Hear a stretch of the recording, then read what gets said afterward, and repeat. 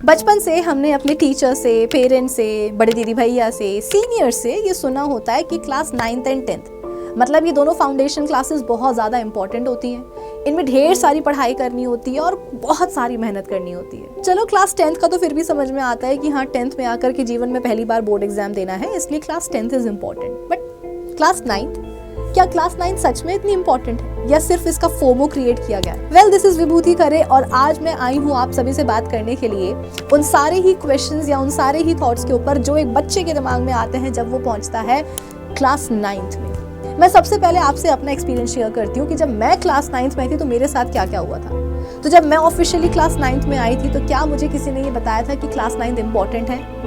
हाँ। क्या मुझे किसी ने बताया था कि मुझे क्लास 9th में आकर के ज़्यादा पढ़ाई करनी है? हाँ। क्या मुझे किसी ने बताया था कि क्लास 9th इंपॉर्टेंट क्यों है? नहीं। क्या मुझे किसी ने ये बताया था कि क्लास 9th में मुझे ज़्यादा पढ़ाई करनी कैसे है? बिल्कुल भी नहीं। And I am damn sure कि आप सबके साथ भी एग्जैक्टली यही सीन चल रहा होगा कि क्लास 9th में पहुंच तो गए हैं और सारे लोग, पूरा मोहल्ला इनफैक्ट बोल रहा है कि सुनो क्लास 9th को जो है हल्के में मत लेना क्योंकि क्लास 9th बहुत इंपॉर्टेंट है। But question number 1, class 9th important क्यों है ये तो अभी तक किसी ने बताया ही नहीं है। सब लोग बोल रहे हैं कि क्लास 9th में बहुत सारी पढ़ाई करनी है, बट क्वेश्चन नंबर 2, पढ़ाई करनी कैसे है क्लास 9th में, अभी तक ये भी किसी ने नहीं बताया है। तो बेटा इन दोनों ही सवालों के जवाब तुम्हें अब तक मिले हो चाहे ना मिले हो, लेकिन इस बात की गारंटी तुमको मैं पहले ही दे देती हूँ कि इस वीडियो को तुम एंड तक देख लेना, तुम्हें इन दोनों ही सवालों के बेहतरीन जवाब मिलने वाले हैं। तो हम स्टार्ट करते हैं क्वेश्चन नंबर 1 के साथ कि क्लास 9th इंपॉर्टेंट क्यों है। अब देखो बेटा, होता यह है कि जब आप एक रूटीन फॉलो कर रहे होते हो ना, उस रूटीन में अगर एक छोटा सा भी बदलाव आ जाए, एक स्लाइड चेंज ही क्यों ना आ जाए, आप उस बदलाव से, उस चेंज से काफ़ी ज़्यादा डिस्टर्ब हो जाते हो।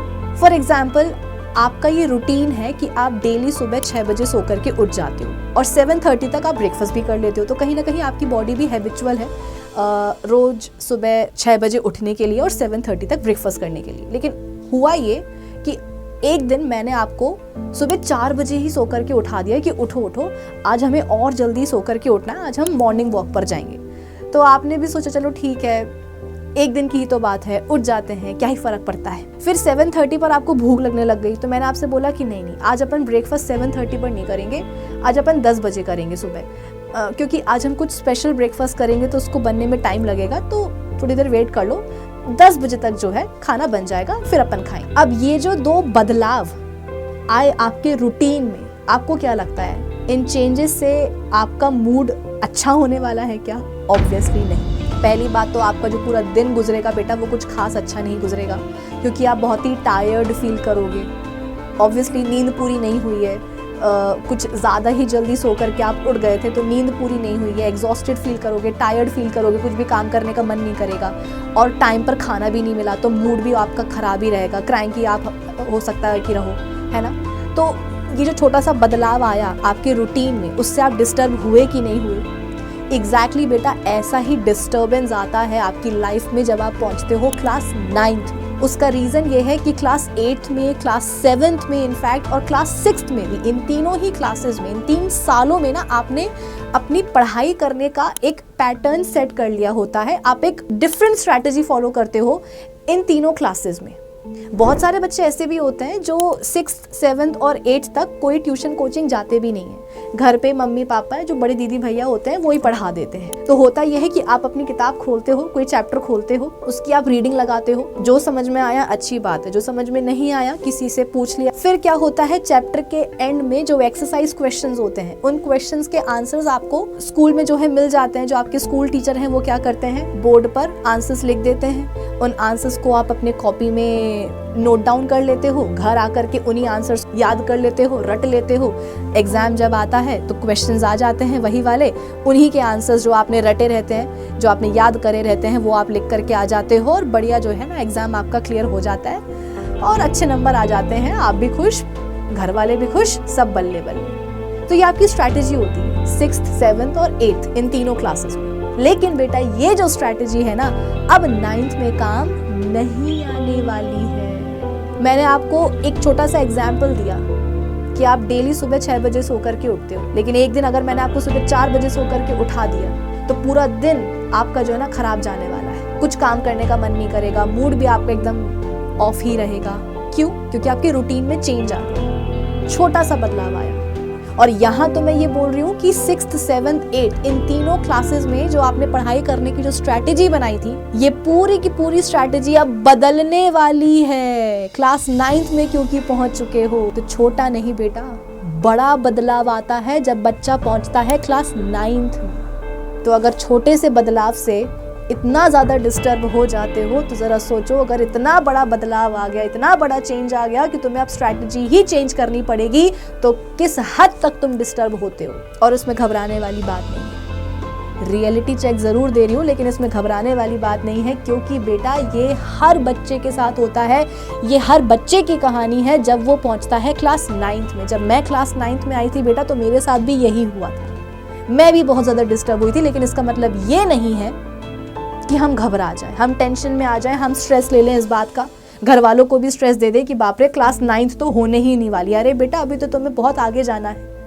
क्लास 9th से ही अगर डर गए तो फिर आगे कैसे बढ़ोगे? तो डरना नहीं है, घबराना नहीं है, लेकिन सच तुम्हें पता होना चाहिए कि अब तक जो तुम पढ़ाई करने का जो तुमने तरीका बनाया हुआ था, जो तुमने तरीका सेट किया हुआ था, जो तुम स्ट्रैटेजी फॉलो करते थे, अब वो 9th में काम नहीं आने वाली है। तुम्हें अपनी स्ट्रैटेजी पूरी की पूरी चेंज करनी पड़ेगी। थोड़े बहुत बदलाव नहीं करने हैं, पूरी स्ट्रैटेजी अब तुम्हें चेंज करनी पड़ेगी। या मैं ये बोलूं कि 9th में आकर के अब तुम्हें नई स्ट्रैटेजी बनानी पड़ेगी पढ़ाई करने के लिए। अब आप बोलोगे कि मैम ऐसा क्यों? तो उसका भी रीजन है, एक नहीं 4 रीजन है, तुम सुन के जाओ। पहला रीजन, क्लास 9th का जो सिलेबस है बेटा, वो बहुत ज्यादा है। अगर आप 8th से कंपेयर करोगे, 7th और 6th से कंपेयर करने की जरूरत नहीं है, क्लास 8th से ही कंपेयर कर लो तो सही रहेगा। जब आप क्लास 9th में आते हो, और मैं सिर्फ साइंस की बात नहीं कर रही हूँ कि तुम लोग सोचोगे कि मैम साइंस की टीचर हो तो आप सिर्फ साइंस की बात कर रहे हो, नहीं, मैं सारे ही सब्जेक्ट्स की बात कर रही हूँ बेटा। कि क्लास 9th में जब आप आते हो ना, तो क्लास 9th का जो सिलेबस है वो बहुत ज़्यादा है। अभी तक आप साइंस पढ़ रहे थे 6th में, 7th में, 8th में ना साइंस पढ़ रहे थे, लेकिन जब 9th में आते हो तो साइंस में बेटा ये जो साइंस सब्जेक्ट है आपका, ये खुद 3 सेक्शंस में डिवाइड हो जाता है। फिजिक्स अलग, केमिस्ट्री अलग और बायोलॉजी अलग। मतलब आप ये समझ लो कि क्लास 9th में आकर के जो है ना, आपको साइंस का कुछ अलग ही रूप देखने को मिलता है। कि अभी तक तो एक किताब होती थी, हाँ किताब तो 9th में भी अभी साइंस की आपकी एक ही रहेगी, बट 8th तक क्या था कि हाँ साइंस साइंस साइंस साइंस। लेकिन जब आ गए 9th में तो एक नया रूप देखने को मिला साइंस का। फिजिक्स हो रही है, केमिस्ट्री हो रही है, बायोलॉजी, मतलब 3 सेक्शंस आपको अब क्लियरली नजर आ रहे हैं साइंस में। तो सिलेबस ज्यादा है। और एक और चीज सुन लो, सिलेबस डिफिकल्ट भी है। सिलेबस डिफिकल्ट का मतलब ये है कि जो टॉपिक्स, जो कॉन्सेप्ट्स आप पढ़ते हो क्लास 9th में, वो मुश्किल है। अब मुश्किल से ये मतलब नहीं है कि उनको समझना इम्पॉसिबल हो जाएगा ना, मैंने ये तो बोला ही नहीं है। मैंने क्या बोला? अभी तक मैंने सिर्फ इतना बोला है कि सिलेबस ज़्यादा है और जो टॉपिक्स आप पढ़ रहे हो, जो आप कॉन्सेप्ट्स पढ़ोगे क्लास 9th में, वो डिफ़िकल्ट है। लेकिन इसका मतलब ये नहीं कि आप उनको समझ ही नहीं पाओगे। बेटा डिफ़िकल्ट चीज़ें भी इंटरेस्टिंग हो सकती हैं। ऐसा नहीं है कि अगर कुछ डिफ़िकल्ट है तो बिल्कुल बेकार सा होगा ना, वो इंटरेस्टिंग हो सकता है। बस तुम पे डिपेंड करता है कि तुम उस डिफ़िकल्ट टॉपिक को कितना समय दे रहे हो और कितने एफर्ट्स लगा रहे हो उसको समझने के लिए। इंटरेस्ट तो बेटा डेवलप हो ही जाता है भाई। कोई भी चीज़ अगर आपको समझ में आ रही है ना, तो अपने आप उसमें आपका इंटरेस्ट डेवलप हो ही जाएगा, वो आपको इंटरेस्टिंग लगने लग जाएगी। तो टॉपिक्स, कॉन्सेप्ट्स 9th के डिफिकल्ट है। इसका मतलब ये कि जब आप उसमें समय दोगे, पेशेंस रख करके उस टॉपिक को समझोगे, तभी वो आपको समझ में आएंगे। हल्के में नहीं समझ में आएंगे कि हाँ बस उड़ा दिया, जैसे कि 8th उड़ाई थी ना। वो यहाँ पर मैंने क्या बोला, पूरी स्ट्रैटेजी बेटा चेंज होगी ना। तो समय देना पड़ेगा कॉन्सेप्ट्स को, टॉपिक्स को समझने के लिए, पेशेंस रखनी पड़ेगी कि हाँ तसल्ली से बैठे हैं, आधा घंटा 1 घंटा दे रहे हैं टॉपिक को समझने के लिए, तब जाकर के तुम्हें टॉपिक समझ में आएगा। जैसे कि 8th में तुमने बेसिक माइक्रो ऑर्गेनिजम्स पढ़े थे साइंस के अंदर, है ना। जब 9th में आते हो तो सेल्स पढ़ने होते हैं, सेल ऑर्गेनल्स पढ़ने होते हैं, टिश्यूज पढ़ने होते हैं, ऑर्गन्स के बारे में आपको एक बेसिक आइडिया जो है ना दिया जाता है। 8th में आप लोगों ने फ्रिक्शन और फोर्स के बारे में बेसिक पढ़ा था। 9th में आकर के, जैसा कि तुमको मैंने बताया कि 9th साइंस में फिजिक्स अलग, केमिस्ट्री अलग और बायोलॉजी अलग हो जाती है, तो फिजिक्स में तुमको जो है यहाँ पर फोर्स पढ़ना होगा, एक्सेलरेशन पढ़ना होगा, ग्रेविटेशन पढ़ना होगा, इक्वेशंस ऑफ मोशन पढ़नी होगी, न्यूटन्स लॉज ऑफ मोशन पढ़ने होंगे, बहुत कुछ पढ़ना होगा। केमिस्ट्री में तुम लोगों ने 8th में अभी तक जो है बेसिक केमिकल रिएक्शंस देखी होंगी। जब क्लास 9th में पहुंचते हो तो 9th में आकर के केमिस्ट्री में फॉर्मूले बनाने सीखने पड़ते हैं, एटम्स के बारे में पढ़ना होता है, एटम के स्ट्रक्चर के बारे में पढ़ना होता है, इलेक्ट्रॉन्स, प्रोटॉन्स, न्यूट्रॉन्स, ये सब कुछ पढ़ना होता है मेरी जान। मैथ्स की अगर मैं बात करूं तो 8th में तुम लोगों ने लीनियर इक्वेशंस पढ़ी होती हैं, एक वेरिएबल वाली। 9th में तुमको 2 वेरिएबल वाली जो है लीनियर इक्वेशंस मिलेंगी। तो इसलिए मैं कह रही हूँ कि सिलेबस में काफ़ी बदलाव आता है। 9th के सिलेबस में अगर आप कंपेयर करोगे उसके 8th के सिलेबस से तो काफ़ी चेंज आपको देखने को मिलेगा। सिलेबस ज़्यादा है, topics, number of topics, concepts जो आपको समझने हैं, याद करने हैं वो ज़्यादा हैं, और जो टॉपिक्स हैं भी वो डिफ़िकल्ट है। तो आपको समय देना पड़ेगा, मेहनत करनी पड़ेगी, तब जा करके वो टॉपिक आपको समझ में आएगा। ठीक है। अब बच्चे यहाँ पर स्मार्ट होते हैं, वो बोलेंगे कि मैम आपने कहा है कि टॉपिक ज़्यादा है, डिफ़िकल्ट है, तो एक काम करते हैं ना, टॉपिक को मारो गोली। चैप्टर के एंड में जो एक्सरसाइज क्वेश्चंस हैं वही याद कर लेंगे, उनके आंसर क्या बड़ी बात है। अरे यही तो बड़ी बात है। 9th में जो होता था ना तुम्हारे फाइनल एग्जाम में या हाफ ईयरली एग्जाम में, कि एक्सरसाइज के क्वेश्चंस ही जो है ना आ जाते थे, उनके आंसर तुमने ऑलरेडी तुमने रटे होते थे, बस वही जाकर के तुम लिख देते थे और तुम पास हो जाते थे। बेटा 9th में ऐसा नहीं होगा।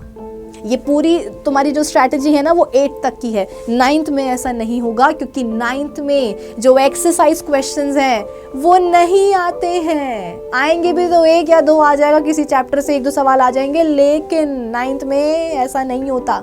तुम्हारे पीरियोडिक टेस्ट में, हाफ ईयरली एग्जाम्स में, फाइनल एग्जाम्स में, चैप्टर के एंड में जो एक्सरसाइज क्वेश्चंस होते हैं वो सवाल नहीं आते हैं। जो कॉन्सेप्ट तुम पढ़ रहे होते हो उस चैप्टर में, उन कॉन्सेप्ट से ही सवाल निकाल के बनाए जाते हैं, नए सवाल बनाए जाते हैं, जिनके आंसर तुम्हें लिखने होते हैं। और वो आंसर तुम तभी लिख पाओगे, भाई नए सवालों के नए जवाब तो तुम तभी लिख पाओगे ना जब तुमने कॉन्सेप्ट पढ़ा होगा। तो शॉर्टकट यहाँ पर नहीं ले सकते हैं कि टॉपिक समझ में आए ना आए, उसके जो चैप्टर के जो एक्सरसाइज क्वेश्चंस है वो रट लेते हैं, हो जाएगा ना, नहीं हो पाएगा। तो इसीलिए मैंने कहा था बेटा स्ट्रैटेजी बदलनी पड़ेगी, और स्ट्रैटेजी को बदलने का कोई एक रीज़न नहीं है, मैंने तुमको 4 रीज़न दे दिए कि सिलेबस काफ़ी डिफरेंट है, सिलेबस ज़्यादा है, टॉपिक्स यहाँ पर आपको जो है डिफ़िकल्ट मिलेंगे, और एक्सरसाइज क्वेश्चंस अब नहीं आएंगे, नए सवाल बनेंगे। तो नए सवालों को लिखने के लिए बेटा, उनके जवाब को लिखने के लिए कॉन्सेप्ट समझना पड़ेगा। अब ये तो बात हो गई कि हाँ क्लास 9th इम्पॉर्टेंट क्यों है, हम इसी पे तो बात कर रहे थे ना। क्वेश्चन नंबर 1 तो हमारा यही था कि क्लास 9th इम्पॉर्टेंट क्यों है, क्योंकि भाई क्लास 9th में सिलेबस बदल गया, डिफिकल्ट हो गया सिलेबस, टॉपिक डिफिकल्ट हो गए, एक्सरसाइज क्वेश्चंस भी नहीं आने वाले एग्जाम में, तो भाई हो गई ना क्लास 9th इम्पॉर्टेंट। और एक और रीजन सुन लो कि क्लास 9th में जो आप टॉपिक्स पढ़ते हो वही टॉपिक्स आप क्लास 11th में भी जाकर के पढ़ते हो साइंस के अंदर। तो अगर क्लास 9th के टॉपिक्स समझ में आ रहे हैं, बेसिक्स अगर आपके क्लियर हैं, तो 11th में जाकर के आप उसका एडवांस फॉर्म पढ़ते हो, तो वहां दिक्कत नहीं होगी। अब क्वेश्चन नंबर 2 की बात करते हैं कि भैया स्ट्रेटेजी तो बदल दी है, पढ़ाई ज़्यादा करनी है, आगे बात समझ में। मैम डर गए हम लोग बहुत डर गए, लेकिन अब हमको ये बताओ कि हम पढ़ाई करें तो करें कैसे। तो सबसे पहली बात है से नो टू रट्टाफिकेशन। अब रटने की बेटा जो आदत तुम्हारी जो डली हुई है लास्ट 3 सालों से, उसको अब तुम्हें खत्म करना पड़ेगा, क्योंकि मैं बार बार बोल रही हूँ सिलेबस ज़्यादा है, टॉपिक ज़्यादा है, डिफिकल्ट है, तो अब कितना याद करोगे, कितना रटोगे। इसका मतलब ये है कि रटना नहीं है, अब तुमने कॉन्सेप्ट्स को समझना है, कॉन्सेप्चुअल लर्निंग पर फोकस करना है, नो रट्टाफिकेशन प्लीज। उसके अलावा नोट्स बनाओ। आप बोलोगे कि मैम हमें नहीं आते, बेटा नोट्स बनाना कोई रॉकेट साइंस नहीं होती है। मैं तुमको बताती हूँ नोट्स बनाने का मतलब क्या है। एक तुमने लेक्चर लगाया एक किसी टॉपिक का, अब उस लेक्चर को देखने के बाद तुम्हें उस टॉपिक के बारे में जो समझ में आया है तुम वो अपनी भाषा में एक पेपर में लिख दो, वो तुम्हारे क्या बन गए, उस टॉपिक के नोट्स बन गए। नोट्स हमेशा खुद के होने चाहिए, किसी और के कॉपी नहीं करने हैं। दोस्त बना रहा है तो वो दोस्त के नोट्स हैं, ठीक है, तुम बनाओगे तो वो तुम्हारे नोट्स होंगे। तो कभी भी ये जो गड़बड़ है ये मत करना कि मैम हमें तो नोट्स बनाने नहीं आते, दोस्त को आता है, दोस्त के जो नोट्स है वो कॉपी कर लेंगे। बेटा वो उसके नोट्स हैं, उसने जो लेक्चर से सीखा है टॉपिक के बारे में वो उसने अपने शब्दों में लिखा है, तुमने क्या सीखा वो तुम अपने शब्दों में लिखो, वो तुम्हारे क्या बन जाएंगे, नोट्स बन जाएंगे। ठीक है, तो पहली बात कॉन्सेप्चुअल लर्निंग पर फोकस करो, रट्टाफिकेशन बंद करो। दूसरी बात यह है कि नोट्स बनाओ। तीसरी बात लिखो। लिखने की आदत तुम्हारी नहीं होती है, बस रटने की आदत होती है 8th तक।